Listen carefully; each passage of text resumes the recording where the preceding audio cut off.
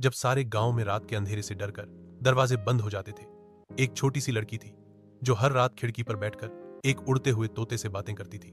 वो लड़की थी राधा, 12 साल की, चंचल पर भीतर से अकेली, क्योंकि माँ पापा नहीं थे और मामा के घर में सिर्फ काम करना उसकी किस्मत बन गई थी। लेकिन वो तोता जो हर रात उसकी खिड़की पर आकर बोलता था, तू रो मत, मैं हूं ना, वो उसका सबसे अच्छा दोस्त बन चुका था। पर राधा नहीं जानती थी कि वो कोई साधारण तोता नहीं था, उसमें कोई गहरा रहस्य छिपा था।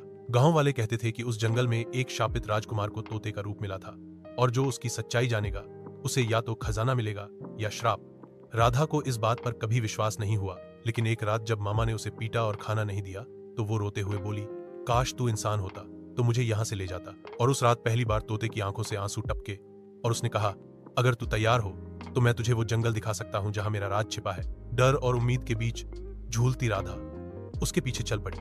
जंगल में रात थी पर अजीब सी चमक थी, जैसे पेड़ खुद रास्ता दिखा रहे हों। थोड़ी दूर जाने पर एक पुराना खंडहर दिखा जिसके बीचों बीच एक बड़ा सा पत्थर और उस पर लिखा था, जिसने सच का साथ दिया उसे सच मिल जाएगा। राधा ने तोते से पूछा, क्या ये पत्थर तेरा राज छिपा रहा है? तोते ने चुपचाप सिर झुका लिया और कहा, बस एक बार इस पर हाथ रखो। राधा ने जैसे ही हाथ रखा पूरा जंगल कांप उठा।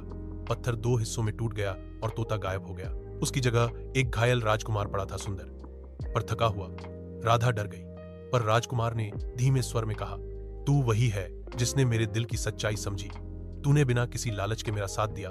अब मैं तुझे वहां ले चलूंगा जहां ये दुनिया खत्म होती है और कहानियां शुरू होती हैं। और फिर जैसे कोई जादू हुआ, पूरा जंगल सोने में बदलने लगा। राजकुमार खड़ा हुआ, उसने राधा को हाथ पकड़ाया और कहा, तू मेरी रानी नहीं, तू मेरी रक्षक है।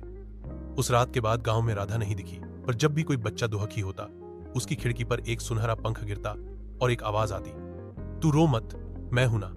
और लोग कहते हैं कि अगर कोई सच्चे दिल से किसी की मदद करे तो कहानियां खुद उसे अमर बना देती हैं।